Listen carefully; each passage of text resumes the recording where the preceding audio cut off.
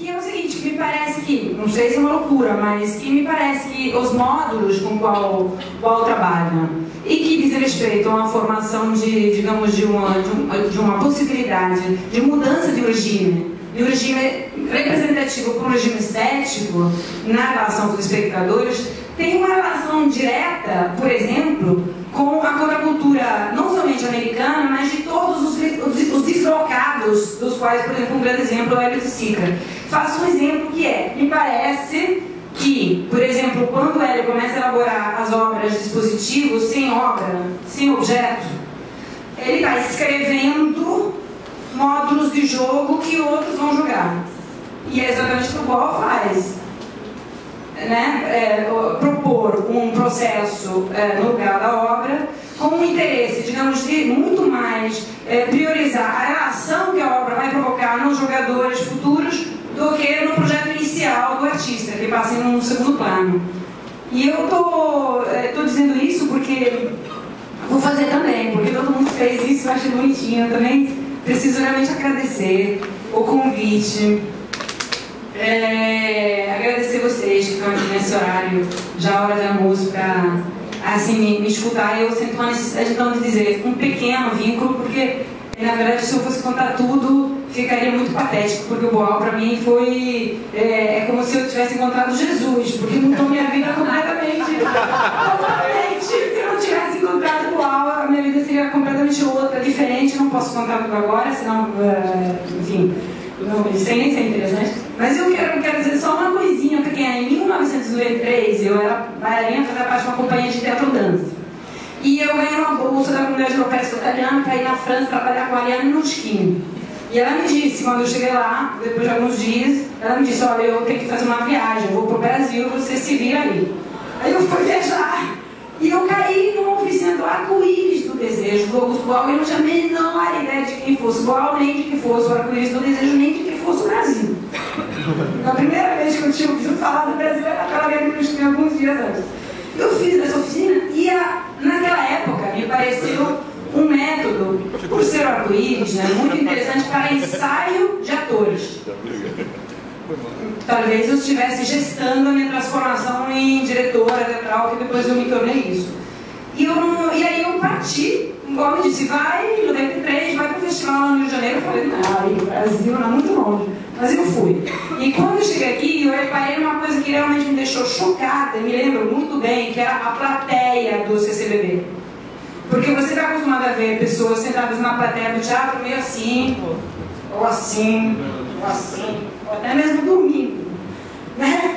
E lá a plateia, os espectadores estavam alerta, levantados, levantando, subindo, gritando, se esbravejando. E era uma coragem isso, né? Era um desempenho, um cansaço, uma energia a mais ali colocada naquele jogo, né? Você percebe que há uma mudança de regime estético. É outra coisa, né? É um dispositivo de jogo. Então foi isso que me fez ficar aqui, né? Depois eu fiz parte também do mandato e muitas outras coisas, mas no mandato também eu sempre reparava nisso, de como, eu não vou entrar nessa discussão porque era só o finalzinho da minha fala, mas de como o Boal, as sugestões do Boal, por um lado, então o que motivou agora essa pesquisa que eu estou fazendo agora, por um lado, essa questão da escrita, que é importante. Se eu falo português desse jeito, muito mérito também do Boal.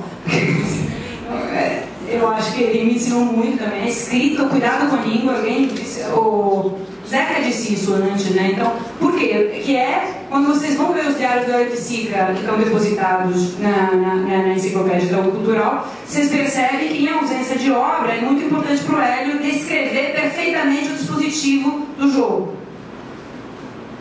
Engenheiristicamente. Eu acho que nesse sentido a formação do Boal de engenheiro serviu.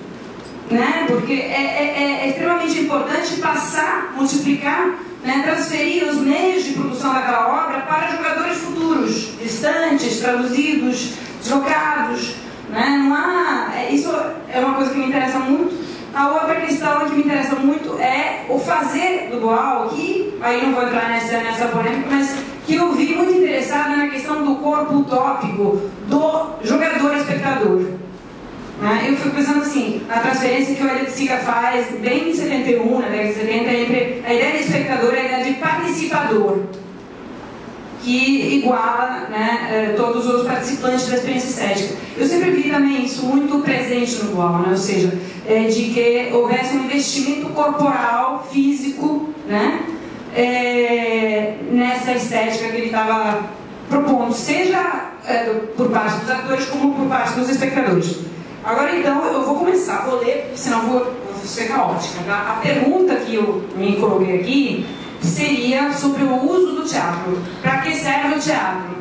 E eu estou tentando fazer um trabalho assim, não sei se é interessante para vocês, eu espero que sim, porque é longo aqui, que é de colocar o Boal em diálogo com filósofos e pensadores da arte e artistas e pesquisadores.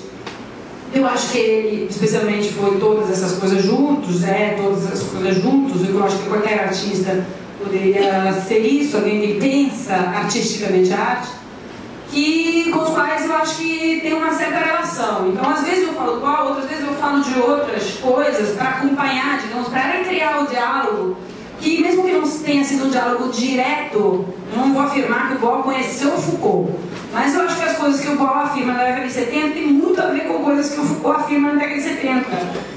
E aí eu só vou fazer um link. E, enfim, quando todo mundo estiver cansado, você sinaliza que eu paro. Não vou me ofender se você me parar no meio, porque é uma pesquisa enorme, gigantesca, longuíssima. Eu vivo descobrindo possíveis relações, né, e que me parece que esclarece um pouco, né, alguns termos. Então, essa pergunta sobre para que serve o teatro, né, para que serve a arte, né, e tem um insistente desafio por parte do Boal, do próprio Boal, escritor, de voltar ao assunto platônico. Não sei se vocês leram um pouco os livros, vocês sabem disso, de retornar e tentar, me parece que o desafio é revogar a proscrição dos poetas e dos artistas da República, porque Platão sustenta, né, que os artistas e os poetas deveriam ser expulsos da República. Então isso, né, me faz escolher uma primeira linha de diálogo, que é o Boal com os filósofos leitores de Platão, mesmo que heterodoxos, mas leitores de Platão. Então que bom que eu não me coloquei aqui com a ideia de discutir o marxismo do Boal. Eu vou discutir o platonismo do Boal, aí uma coisa se interessa também. O primeiro conceito, né, que é presente nesses filósofos todos e que vem diretamente de Platão e de Aristóteles é o conceito de dispositivo. Entre outras maneiras de fazer, as artes embasadas na representação, ou seja, na imitação da realidade, no realismo, digamos, engana e escraviza o cidadão. É o que argumenta Platão, na República 3, ao invés de iluminá-lo e fazer dele um sujeito emancipado. Porque ele apresenta imagens ilusórias, né? Platão usa a palavra fantasmas, e não imagens autênticas, que seriam imagens propiciadoras de uma experiência de conhecimento. Quando Platão desqualifica a arte dos poetas e dos atores pela sua impraticabilidade ética, porque ele pergunta o seguinte: como poderia alguém ser, ao mesmo tempo, cidadão e enganador de cidadãos? E então os expulsa da República Ideal, que ele entende como uma comunidade de cidadãos emancipados, depois eu vou tocar nessa palavra emancipado, ele, Platão, está colocando então uma grande pergunta: para que serve o teatro? Qual a sua função, desde que mesmo aparentemente inútil e paradoxal, né, porque é impossível ser ao mesmo tempo cidadão e enganador de cidadãos, ele é normalmente praticado na sua sociedade e, portanto, constitui um regime de exceção entre as outras práticas ordenadas de trabalho. Você sabe, para os gregos a arte era uma forma qualquer de trabalho, né? Então todos os outros trabalhos são úteis e não paradoxais. E o teatro é inútil e paradoxal. Então para quê? Para quê? Né? No interesse de quem se faz teatro? É conveniente a quem? Né? Quem usa o teatro? Uma primeira resposta, eu diria, é de Aristóteles na Poética 6:27, quando ele reconduz a exceção do teatro ao princípio pedagógico da utilidade. Ou seja, ele apela, vou dizer uma coisa que todo mundo sabe, mas eu acho importante porque o Boal volta muito a isso, apela no termo de derivação médica, a catarse, que remete ao conceito de antídoto. Ou seja, a utilidade do teatro consiste no efeito de purificação das paixões através da aplicação em dose homeopática. Um pouquinho, o espectador está ali meio dopado, recebe uma vacina, né, de um remédio, fármaco, que é dado ao espectador como um paciente de uma terapia de controle social. Essa é literalmente a história, como paciente de uma terapia de controle social. Então, o remédio é a identificação emotiva. O que é? Você se identifica com o personagem, com o seu destino, segue com paixão, com seu drama. E a enorme eficácia desse remédio depende da separação entre realidade e ficção, que é a própria do regime representativo, e da conseguinte condição de passividade do espectador, o qual, sentado, encantado, é levado a aceitar a ação representada, sacrifício, castigo do herói, mesmo que injusto e cruel, como algo inevitável e natural. Estão dormindo já? Não, porque eu vejo todo mundo em pé, não sei se tem que cair pelo menos, né? Isso é importante, né? Porque a sociedade embasa, segundo Aristóteles, seu controle, não na força, mas na cura dos desejos julgados inconvenientes. Essa postura disciplinar necessita do palco, segundo Aristóteles, como lugar de exposição, onde tudo pode ser mostrado ao espectador. Tudo, né? Até o irrepresentável pode ser mostrado ao espectador, já que ele ou ela vai assistir tranquilamente um outro cidadão submetido às terríveis, atrozes consequências de seus desejos e ainda vai sentir prazer pelo fato dele não estar sendo envolvido pessoalmente. Isso não sou eu que estou argumentando Aristóteles, né? O que é paradoxal na arte do ator, ou seja, esse ser ao mesmo tempo cidadão e enganador de cidadãs, né? Real e simulacro, né? Corresponde, portanto, à sua utilidade. É útil ter um sujeito sem ética nenhuma que se preste esse tipo de doença social, doença do olhar, né? Que é a passividade do espectador. O teatro, portanto, é ferramenta de produção a serviço de uma sociedade espetacular, que, mostrando uma determinada ordenação de mundo, manipula os regimes de visibilidade e passa a controlar a partilha do que é comum. É através do teatro que se explica, mas não precisa nem falar, né? É através de como esse mundo é mostrado que o cidadão espectador adquire aquela partilha de mundo como natural, como normal, né? Emprestando então o termo de Michel Foucault, o teatro é um dispositivo. E o que diz Michel Foucault da palavra dispositivo? Que ele traz de sua experiência platônica heterodoxa, porque esse termo é platônico, né? É uma estratégia racional e combinada de relações de força, funcional à manutenção de um determinado regime. Nesse caso, eu diria o teatro é um dispositivo funcional à manutenção do regime representativo que fundamenta a sociedade no cânon do espetáculo. A ideia de Aristóteles teve muito sucesso, pensem bem. Pensamos, por exemplo, na gigantesca exceção iconológica diante de todas as outras religiões, que são iconoclastas, da liturgia da Igreja Católica, que são todas embasadas na representação dramática por imagens simulacros, fantasmas, de alguma forma, não? A figura do santo, fantasma, nas quais o Deus é figurado em regime disciplinar, como juiz, e as consequências do pecado. O que é o pecado? A realização de desejos inconvenientes são mostradas em infinitas variações de castigos, martírios e sacrifícios, em uma realidade outra, separada da realidade real, inteiramente enganosa e ficcional, não é a vida eterna.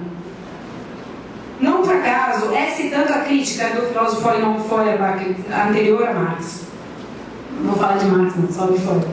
A religião, que Guy Debord, um filósofo francês divertidíssimo, excepcional, considero a leitura, em 68, no seu livro chama Sociedade do Espetáculo, né? Ele começa citando Feuerbach na sua crítica à religião e aponta a essência espetacular da nossa sociedade, e aqui eu acho que eu passo muito pouco tempo para eu acho que o Debord ainda é muito atual, da nossa sociedade na separação entre a vida e suas representações, as quais tendem a tomar o lugar da vivência, no sentido de experiência autêntica, mesmo que sabidamente falsas. Entenderam?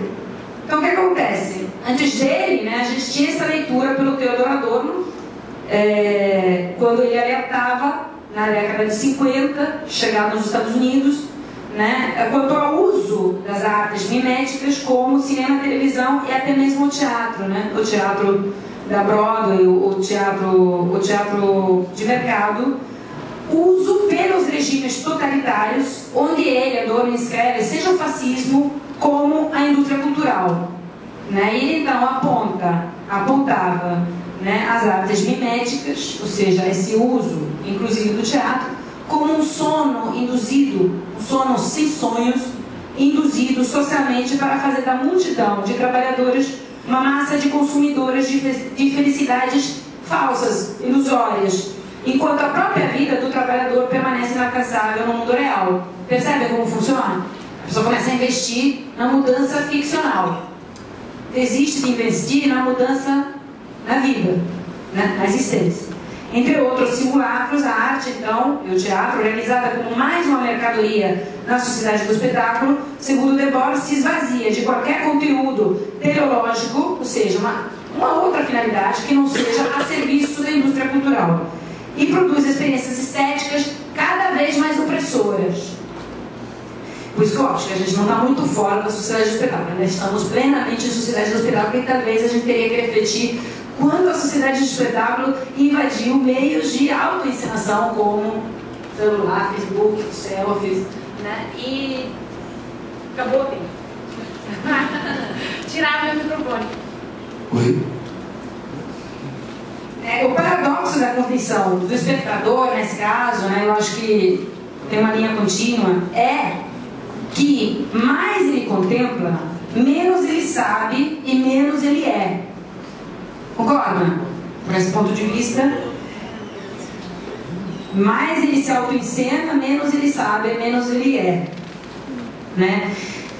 De modo que a única libertação possível, segundo essa linha de Debord, Adorno, dessa triste condição de espectador passivo e ignorante, seria parar de ser-o, para se tornar agente ativo e consciente de outras práticas sociais. Parar de fazer teatro.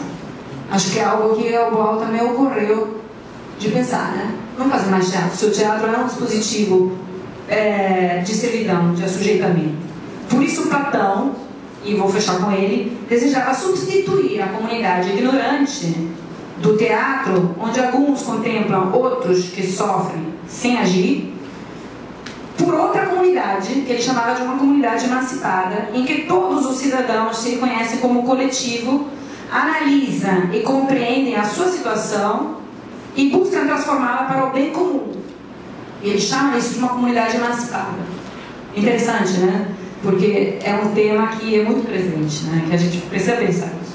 Essa ideia de restaurar a natureza relacional e comunitária do encontro entre indivíduos com pares direitos e funções na partilha do que é comum, do teatro, né? Então, no teatro tem essa possibilidade. E a ideia de restaurar essa natureza relacional e comunitária é própria de uma certa tradição artística, né? Que a gente chama de tradição romântica, de muitos renovadores modernos ou pós-românticos, como o próprio Artaud. E Brecht, claro, né?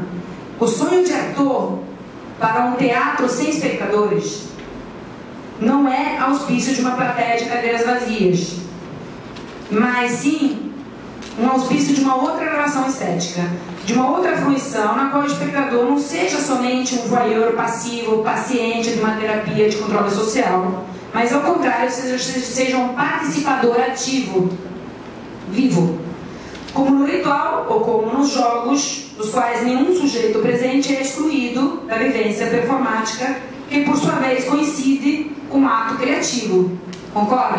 Alguém de vocês joga cartas, baralho, ou joga capoeira? Tem uma fórmula, mas cada vez que ela é jogada, ela acontece novamente de forma performática. Segundo os antropólogos, brevemente, porque eu acho interessante o que os antropólogos introduzem nessa ideia de performance, que é o do jogo, né? Antropólogos como Van Gennep ou Victor Thaler. Rituais e jogos constituem experiências de liminaridade. Isto é, são capazes de transpor os limites entre realidade e ficção, de cancelar a separação, né? De fazer transitar o participante em dimensão de suspensão das pressões do cotidiano entre a realidade e a ficção, de uma maneira a se subjetivar, chegando até a reconfigurar a sua identidade. Também, né? Quem faz parte de um jogo, quem já fez parte de um ritual, mesmo que eu, por exemplo, quando eu vou para algum ritual, não me sinto, não sou iniciada, mas é evidente a percepção de que você também não pode ser espectador daquilo. Você é participador e existe ali uma linearidade permanentemente transposta entre realidade e ficção, ou digamos, entre o sagrado e o profano, né? Entre a vida real e a vida dos santos, dos orixás, em que você pode estar o tempo todo incluída. Você está no jogo, você não está salvo desse jogo, você está jogada no jogo, né? Rituais e jogos representando as relações de poder são, segundo Turner, dramas sociais. É interessante o termo, porque o drama social é uma performance no sentido de uma experiência presencial coletiva que faz visível e elabora o sentido da comunidade. Isso é as formas como uma comunidade partilha o seu comum. Essa comunidade tem a ver com comum, comum tem a ver com munus em latim, que quer dizer dom. É algo que a comunidade partilha, o dom. Munus é dom, é sacrifício também, né? Mas comunidade tem esse vínculo de alguma coisa que é partilhada. Né? Seus modos de perceber o mundo. Será que o teatro, que ao mesmo tempo é um jogo e um ritual, pode também funcionar como uma experiência liminar? Estão entendendo? Ou seja, será que pode haver teatro num outro regime estético que não seja o regime da separação, mas que seja o regime da liminaridade, da transferência? Vocês estão vendo que eu estou me aproximando do alvo, né? Tem a ver, né? Em terceiro lugar, a Assembleia, digamos, fora das igrejas, das instituições políticas, onde se cria um povo, e este povo põe em prova o mundo melhor, a civilização do futuro. Será que, como dizia Brecht, ou qualquer outra pessoa agora, já não sabemos mais quem disse isso primeiro, o teatro é ensaio geral da revolução? Estamos falando de uma revolução estética. Isso é não uma ação direta sobre o mundo. Eu sei que estou entrando num tema que acabamos de falar, polêmico. Existe também a tomada a armas. Mas me parece que igual no teatro oprimido não faz isso, ao contrário, né? Ele se mantém dentro de um contexto em que ele tenta substituir a ferramenta dialógica, a verbalização, as armas. As armas são uma possibilidade também que provavelmente coincide com o abandono do teatro. Ok? Mas então, não uma ação direta sobre o mundo, mas uma revolução das formas com as quais percebemos o mundo. É interessante perceber como Boal, ao usar esse conceito de estética na estética dos oprimidos, convoca toda uma tradição de pensamento propriamente artístico sobre a arte. Pois a estética, a partir de seus iniciadores no século XVIII, filósofos como Baumgarten, Kant e Hegel, que são os filósofos que ele cita. Tem outros, mas eu acho que esses são bem interessantes. A estética é uma tentativa de pensar a arte artisticamente, percebe? Não através da filosofia, mas pensar um modo artístico de pensar a arte. Kant, que é o meu preferido, adoro, ele se refere ao conhecimento na base sensível, não como uma teoria da arte, não trabalha a estética como uma teoria da arte, mas como um adjetivo que segue a palavra intuição ou julgamento. Julgamento estético, intuição estética. Então, o que ele diz? Que se refere ao conhecimento na base sensível como um modo autônomo, diferente do conhecimento claro e distinto da lógica, mas não por isso menor ou menos importante. Existe um modo de conhecer estético, que não é um modo de conhecer lógico, né? É um pensamento sensível, não é um pensamento simbólico. Não são alternativos, são equiparáveis, são paralelos, intrínsecos. Propriamente se trataria de um pensamento daquilo que não pensa logicamente, porque se fosse pensável e comunicável logicamente, não seria arte. Dizia a Pina Bausch, um entrevistador que perguntou: o que você queria dizer com a palavra nesse seu espetáculo? Ela disse: eu não sei falar, se eu soubesse falar, eu não dançaria. Gilles Deleuze, outro filósofo francês, aqui me parece em diálogo, na palestra que ele deu sobre o que é um ato de criação, exclui que a arte seja comunicação. É forte, hein? A arte não tem nada a ver com comunicação. Porque a arte não contém a rigor nenhuma informação, segundo ele, no sentido de que informação é palavra de ordem e obedece ao sistema disciplinar. Ao contrário, então, provoca Deleuze, a arte seria contra a informação.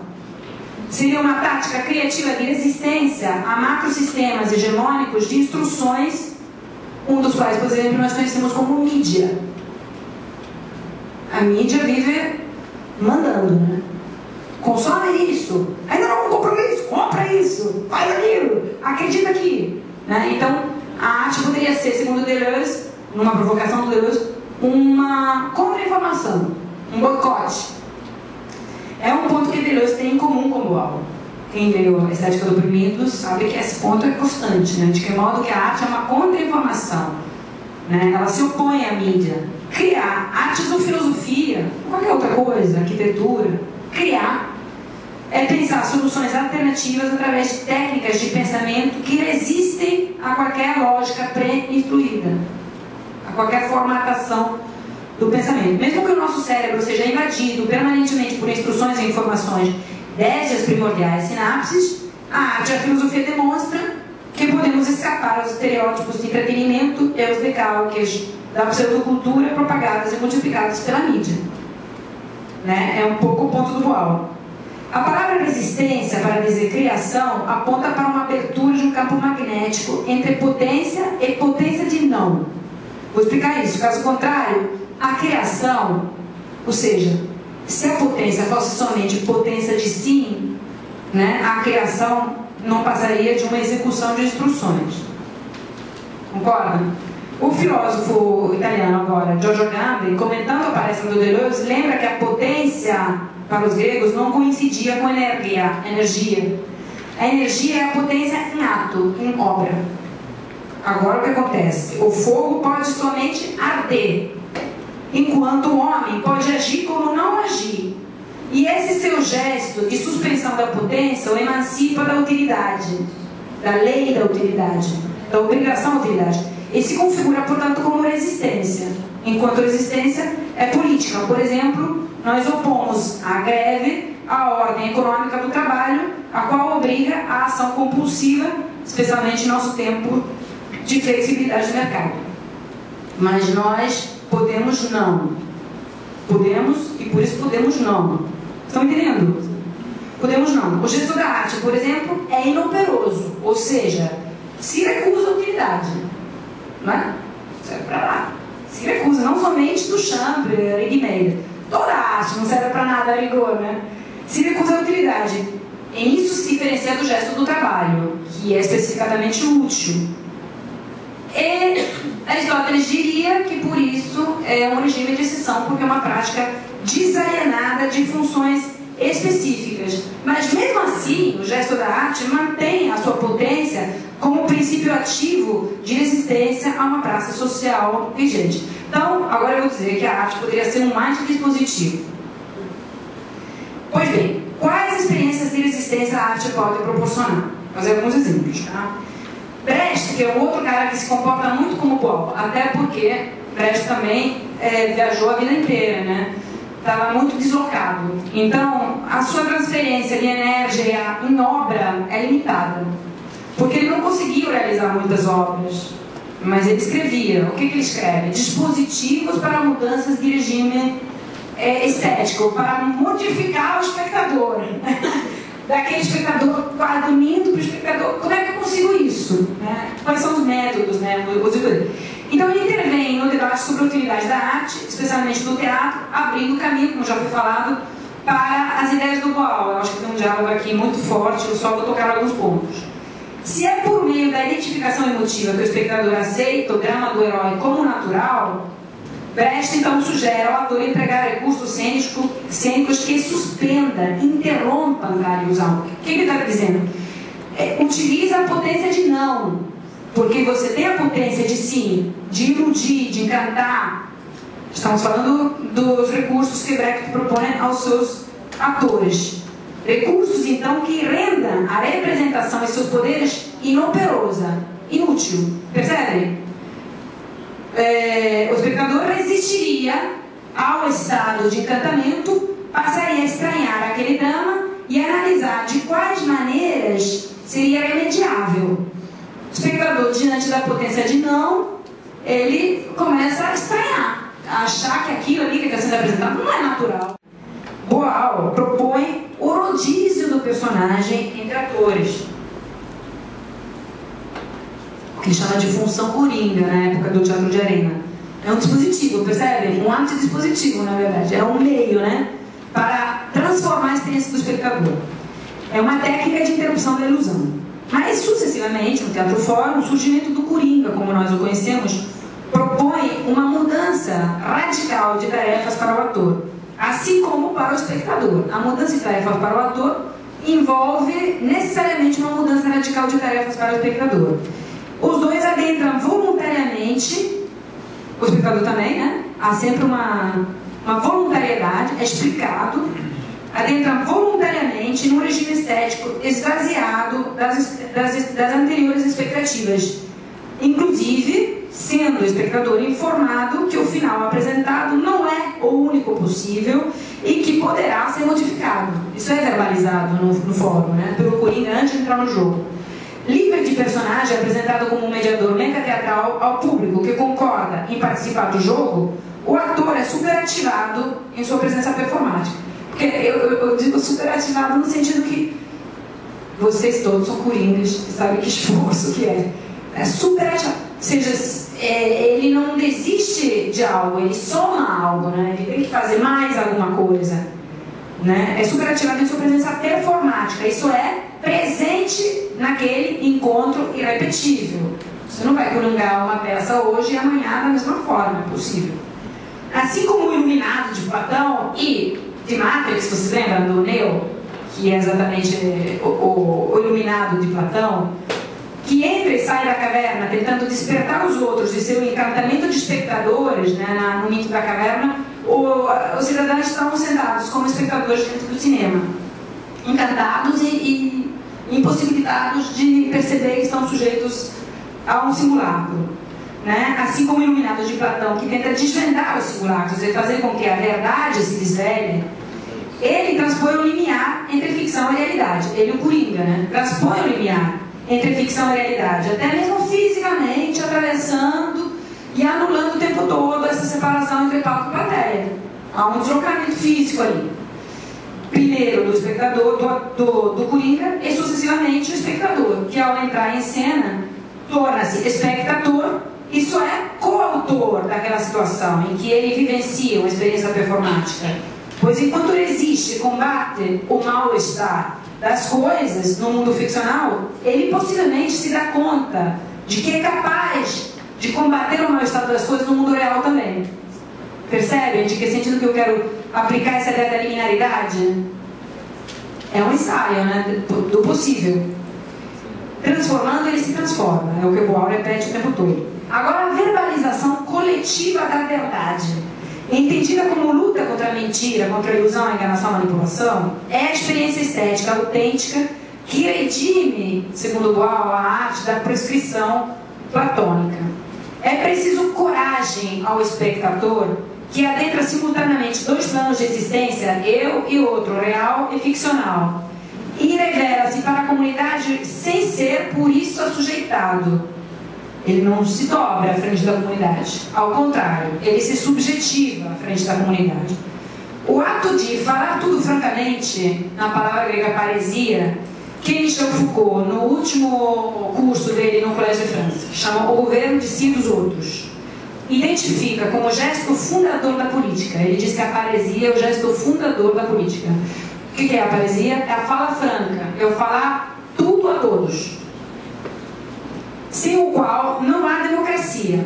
Esse ato exige coragem, pois configura a erupção de quem não tem voz e não tem papel na cena do poder. Vocês têm que pensar aquela agorá grega e alguém chegar ali, entrar no meio da agorá, um círculo de potentes, e falar. Tem que ter coragem, não é? Não necessariamente coisa para falar, mas coragem performática para fazer aquele gesto, que é uma erupção, né? No erupção, né? Nos sistemas desiguais, o último recurso para quem é vítima de injustiça, diz Foucault, é o ato de dizer a verdade, assumindo o risco de reclamar diante do seu opressor.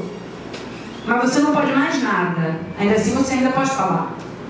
Concorda comigo? Na maioria das vezes, mesmo condenado à morte com a guilhotina na cabeça. Você ainda pode falar diante do seu opressor. Por ser uma experiência pública de subjetivação, mesmo que insurrecional, revolucionária, tal gesto emancipa não somente quem no age, como toda a comunidade, que assiste a esse gesto de insurreição possível.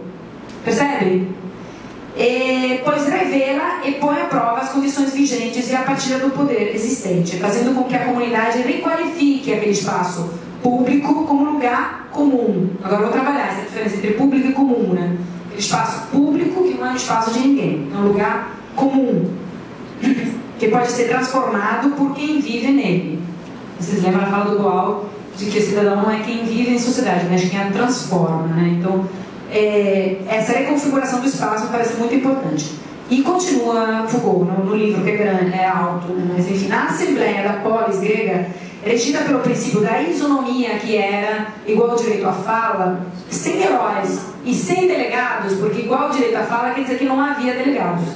Era por levantar de mão, democracia direta, né? Para os que estavam incluídos no processo de decisão, que não eram todos, havia muitos excluídos. Né? Essa fala franca é um direito-dever do cidadão. Para os gregos, não praticá-la seria injusto, iníquo, punível, inclusive, né? Não praticá-la. Se você sabe a verdade, você tem que falar, mesmo se isso te custa muita coragem. É uma prática, então, constituinte de cidadania, passível de ser aprendida, inclusive repertoriada e ritualizada na sociedade grega, enquanto necessária a governamentabilidade. A fala franca é necessária à política, entendem? É necessária ao governo. O discurso é agido através de um comportamento físico, um ato de palavra, se diria, né? Que materializa visualmente as relações conflituais entre indivíduo, massa e poder, modificando o modo de ser de quem o enuncia, mas também de quem o escuta, inclusive do opressor. É um gesto performativo que tem efeitos sobre a realidade. É um gestus. Chama esse tipo de gesto um gestus. É um gesto superativado, um gesto que tem efeito sobre a realidade, né? Que significa mais do que o simples agir. É o mesmo, eu diria, que faz o espectador do Teatro Fórum quando interrompe a cena e rompe nela para reclamar e resistir, defendendo os desejos do oprimido. Não é? É um ato de paresia? É uma tentativa de uma fala franca. Seu ato, independente dos conteúdos, não que eu não dê importância aos conteúdos, mas aqui eu estou falando do gesto, né? Do corpo que se desloca no espaço e com essa coragem de buscar dizer a verdade diante da Assembleia, né? Qualifica o espectador como aquele que age socialmente, ou seja, um cidadão que toma parte do comum no cuidado de si e dos outros. Ou seja, isso quer dizer que é governando enquanto é governado, que é a ideia da república, né? Da cidade ideal, segundo Platão. Uma cidade em que todos os cidadãos são governados e governam ao mesmo tempo. Nesse sentido, quando o Boal atribui ao ator um preenchimento ético, essa superativação que eu falei antes, política ética, oposto ao esvaziamento preconizado por todos os outros, inclusive o filósofo Denis Diderot, no Parágrafo do Ator, e o próprio Platão, quando expulsa os artistas da República, ele dá uma resposta radical à pergunta desconcertada de Platão sobre o uso do teatro. Boal afirma, me parece, que o gesto artístico é em si político. Dele depende a criação da comunidade. Conforme aponta Richard Schechner, aqui já citado, Boal propõe usar o teatro como terapia social. É interessante, porque é um termo que já vimos, né? Ele não escapa disso. Uma terapia social, segundo Schechner, deslocando, porém, a ideia ética da cura de si, individual, socrática, conhece si mesmo, para o âmbito político da cura de si e dos outros, né? Então, do governo, né? Qual seria, então, o âmbito da terapia social, o buscar o bem de todos, né? Buscar sanar a sociedade como um todo. A perspectiva de Boal, segundo Schechner, mas não sou eu que falo isso, é marxista. Diz Schechner, é muito interessante. A perspectiva marxista entende: cure a sociedade e você irá curar os indivíduos. a perspectiva capitalista seria o oposto: cure os indivíduos e você irá curar a sociedade. É um pouco a perspectiva também da psicanálise, de certa forma. Então isso faz com que sua radicalidade corresponda só até certo ponto à matriz cínica, né? Que é a matriz da fala franca, digamos. Porque adotando formas de existência coerentes ao conhecimento adquirido, destinadas a promover uma transformação da coletividade, o filósofo cínico grego que praticava a paresia, a fala franca, vive seu heroísmo até as extremas consequências em morte. E diversamente, o espectador, agindo no limiar entre a realidade e a ficção, falando francamente, sobrevive ao seu ato de coragem e ele qualifica a si mesmo como ator de uma experiência pública, sem, porém, que isso implique sacrifício pessoal. Eu acho que nesse sentido a linearidade é essencial, é fundamental. Por quê? Porque ele faz isso no espaço criado pela ficção. Não quer dizer que ele não faça isso de verdade, ele faz de verdade, ele faz aquele gesto de verdade, mas num espaço que não implica sacrifício pessoal, a morte, por exemplo, como resposta ao seu ato. No ser artista, há um dever cidadão, e no ser cidadão, há um dever artista. Especialmente o Teatro Fórum mostra como o dispositivo de jogo, ou ritual, mas enfim, me parece que jogo, no caso do Boal é a palavra correta, colocado à disposição dos espectadores, funciona como treinamento de um estado de fala franca, ou de performance, reestruturando e fortalecendo a produção de presença, não somente de quem tem coragem de jogar, mas de todos os presentes. Já tiveram essa experiência? Eu tenho clara para mim, que quando eu vejo alguém entrar, eu também me fortaleço, dá vontade de entrar, me sinto mais forte para ter essa coragem para ir em cena e dizer. Né? O fórum é um happening. O fórum, não estou falando de... A primeira parte pode ser até um drama, mas a segunda parte do fórum é um happening, é um ensaio específico. É um happening cuja autoria é compartilhada em plena isonomia. Quando começa o fórum, todo mundo tem igual acesso à fala. Por convenção, mas é um fato, né? Que todo mundo tem igual acesso à fala. Pode ser que alguém interprete de outra forma, né? É difícil, como dizia a Cecília no começo. É muito difícil, mas a princípio seria isso, né? Seria essa a regra do jogo, digamos, né? Depois a pessoa pode enganar, clichê, como ela, né? Falsificar, mas... E se preenche, então, o happening de sentidos imprevisíveis e imponderáveis produzidos por aquela comunidade humana naquele momento público. Nesse sentido, era um pouco aquilo que eu queria dizer, que a obra Sem Objeto do Hélio de Sica, os dispositivos de ambientes do Hélio, os tapetes, os bólides, também funciona assim. Ele descreve um jogo possível para um jogador futuro. Né? Nesse jogar futuro, o autor não está ali com uma função autoral ou autoritária. O autor, na verdade, não está ali. Né? Quem joga é o espectador, o participador. Né? Importa relevar agora a essencial dimensão pública. Eu falei para vocês, né? Que me interessa isso, né? Pública, porque eu acho que a gente usa essa palavra público e pública de forma muito desqualificada e muito desvalorizada. Do gesto do espectador. É importante que seja público, ou seja, que seria uma dimensão pública, um exercício físico de inteligência, mostrado físico no corpo, não no domínio do privado, e sim dirigido ao conjunto de indivíduos que constituem a comunidade daquele momento, aquela comunidade. Kant, novamente, num belíssimo ensaio sobre iluminismo, um ensaio de 1784, depois da Revolução Francesa, chama esse uso público e responsável do entendimento de saída do estado de minoridade, de menor idade. Sendo que a menor idade, uma espécie de infância da humanidade, segundo Kant, corresponde à incapacidade de servir do seu entendimento e raciocínio crítico sem ser sob a direção de outrem. Na infância da humanidade, o indivíduo não consegue pensar por si, ele obedece a sistemas de pensamento pré-instruídos. O que, segundo Kant, está acontecendo após o iluminismo é a constituição do uso público de nossas faculdades racionais e de nossas condutas, inclusive a faculdade de decidir sobre o bem comum e sobre que tipo de governo de si e dos outros desejamos para nós. Percebe como ele é atual, né? 4 anos depois da Revolução Francesa. Ele está dizendo que a humanidade está aprendendo a pensar por si, em clima disnômico, todo mundo com o mesmo acesso à fala, que tipo de governo queremos para nós. Mas, infelizmente, depois do Iluminismo, tivemos o século XX, que demonstrou que a evolução histórica da humanidade não necessariamente dirige-se a uma civilização mais justa. Na estética dos oprimidos, Boal insiste um pouco nessa consideração catastrófica de que regimes simbólicos, como, por exemplo, a estética monológica, impulsada pela indústria cultural na televisão, na publicidade, no teatro, que ele chama de império do imaginário, tendem a incorporar as desigualdades existentes no âmbito social. Ok? Então, um regime estético corresponde a um regime político.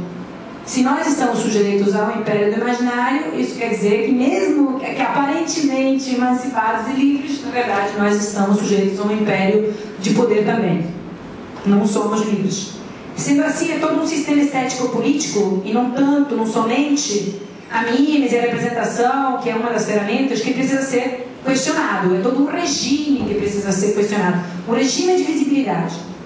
É justamente o que faz o espectador quando, transitando entre eu e não eu, real e possível, produz o deslocamento no regime de visibilidade e reconfigura a partida do comum entre vozes autorizadas ou menos, competentes ou não.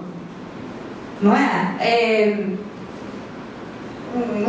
Não sei, agora me veio aquela criança que entrou num dos últimos fóruns do Madalena em 2012 e que não parecia nem autorizado, nem competente, até o ponto que até a Bárbara acho que suspeitou que talvez fosse o caso de dizer, não, vai brincar um pouquinho, e a criança entrou e modificou aquela situação de uma forma que ninguém saiu daquela experiência liminar igual a como tinha entrado. Todos nós entendemos que havia ali uma isonomia que fazia com que qualquer experiência podia ser autêntica, né, de transformação daquela realidade. O movimento do espectador, que se apropria da palavra e da cena, questiona um dos fundamentos do sistema estético vigente na indústria cultural, que Boal chama de império. Isso é a pressuposição de que cidadãos destinados a governar e cidadãos destinados a serem governados não teriam o mesmo equipamento sensorial nem a mesma inteligência simbólica, o que a mídia é a mensagem que a mídia passa para a gente todo dia, e não somente a mídia, como também a monarquia artística em que vivemos, né?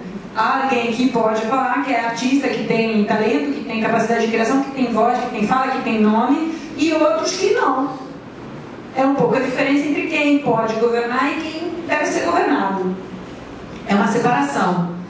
Né? A busca incessante por um método, que agora eu vou dizer que para mim é um arsenal de contradispositivos, de antidispositivos, por parte do Boal, visa suspender essa separação ativo-passivo, que no teatro burguês corresponde à partir da autoria entre autores, espectadores ou produtores e consumidores.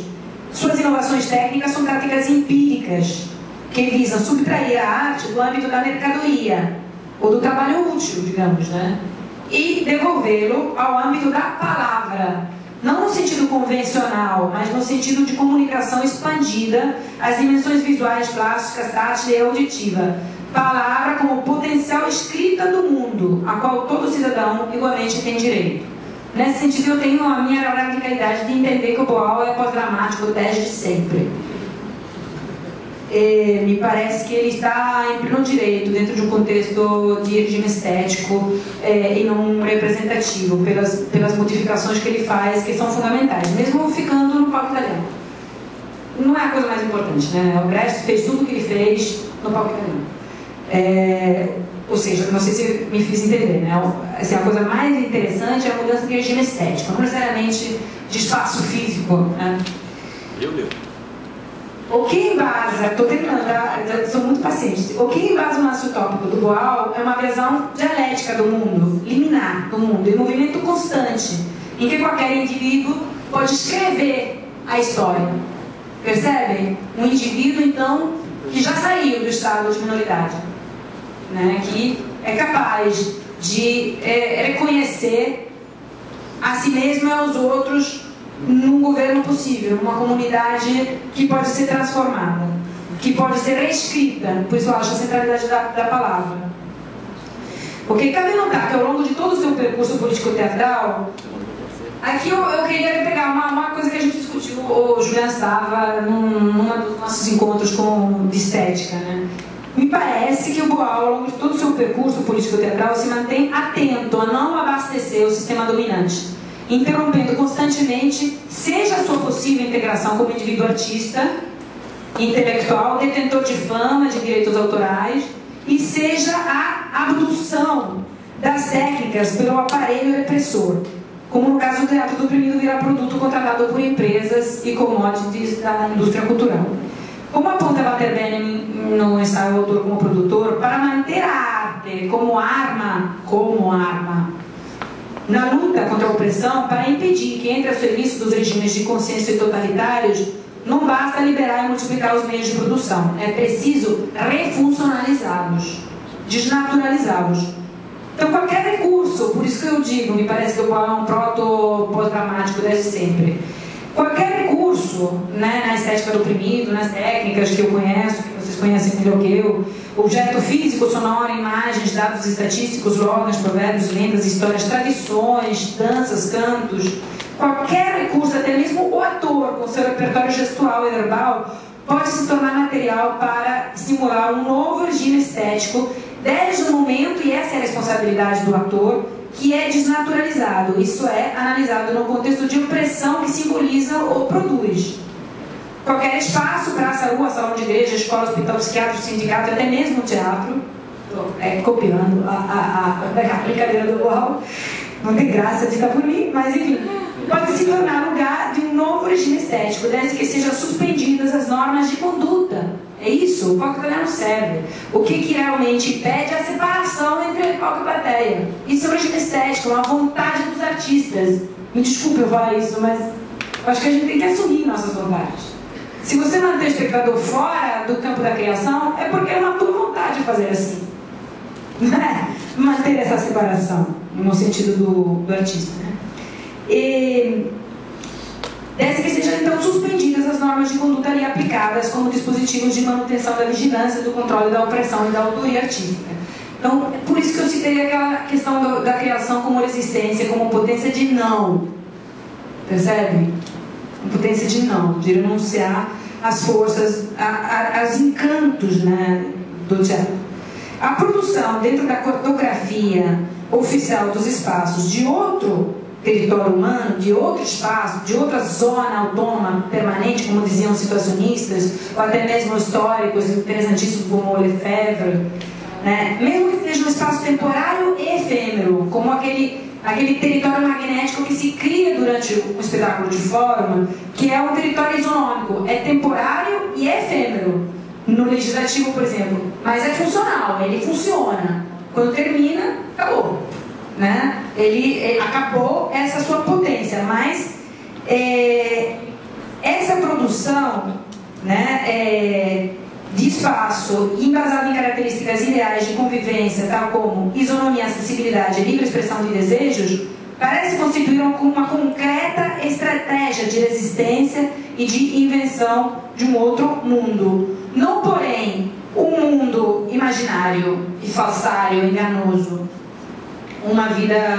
uma outra vida, sem lugar real, uma utopia, digamos, mas sim um outro mundo concreto, um espaço fora de todos os lugares reais, embora seja efetivamente localizável, talvez, no futuro. Foucault chama esse tipo de espaço de heterotopia. Por exemplo, um navio pirata é uma heterotopia. Né? Isso é positivo ou negativo, né? É um lugar fora de todos os lugares, mas efetivamente localizável no real ou no futuro. Quando nas cidades-estados gregas a multidão, ou hipóbole, né? Ou os muitos, insistiu, constituiu a política como assembleia pública, como agora o fez, deslocando seus corpos no espaço urbano, aparelhado, organizado, e interrompendo o fluxo ordenado do cotidiano com a tomada de palavra por parte de quem não tem papel nenhum na gestão do comum. Para grande desconcerto de Platão, a própria democracia, você sabe que Platão era contrário à democracia, né? Na sua listagem de políticas de governamentalidade possível, a democracia era mais fracassada e improvável de acontecer, segundo Platão. E nós temos que pensar nessa sua opinião com muita seriedade. Vivemos em democracias que demonstram a enorme dificuldade da democracia existir. Para desconcerto do Platão, a própria democracia em sua origem é um contradispositivo, uma irrupção da multidão dos oprimidos que revela um desajuste e dá visibilidade ao que era invisível, dá voz ao que não era ouvido, representa o irrepresentável. Não é? Os que não têm papel, os que não têm voz, eles irrompem agora e querem falar. Está entendendo? A democracia é isso, né? Todos têm direito igual. Jacques Rancière, filósofo muito citado recentemente, no Desentendimento, uma obra bem antiguinha dele, muito interessante, chama Le Malentendu, o desentendimento. Desentendimento é o fundamento da política, segundo Rancière. Apresenta esse tipo de irrupção como fundamento da política.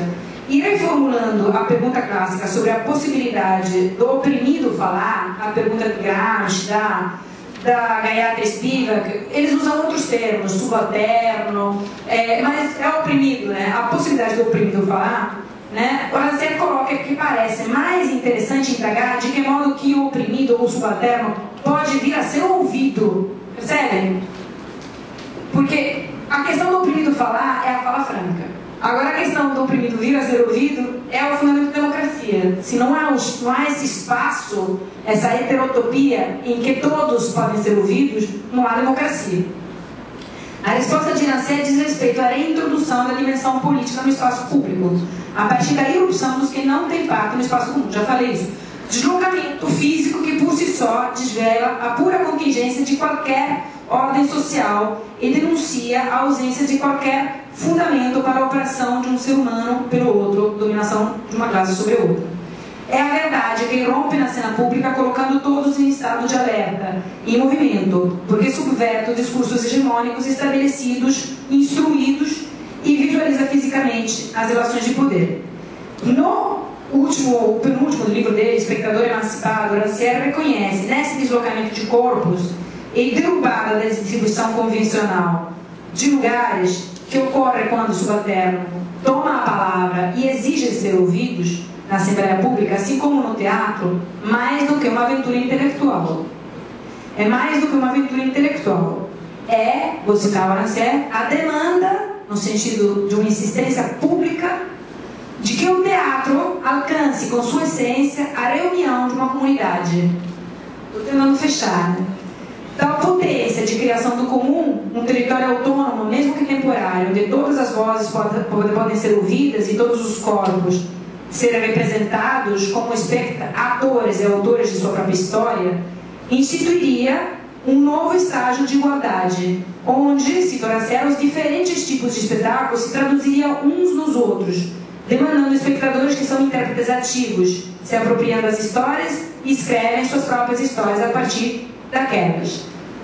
E eu cito Rancière, mas a minha conclusão é o seguinte: quando eu encontrei Rancière ano passado, eu dei para ele a Estética dos Oprimidos, porque eu acho que ele não leu, ele não conhece o Boal, porque isso que ele está dizendo é exatamente o que o teatro oprimido pratica, né, desde, digamos, as primeiras formas como dispositivos ou antidispositivos, do modo que eu tentei argumentar, de resistência aos regimes hegemônicos e de revolução estética no sentido de restabelecer uma linearidade, uma passagem da reunião assemblear no contexto da criação artística, do próprio ato criativo.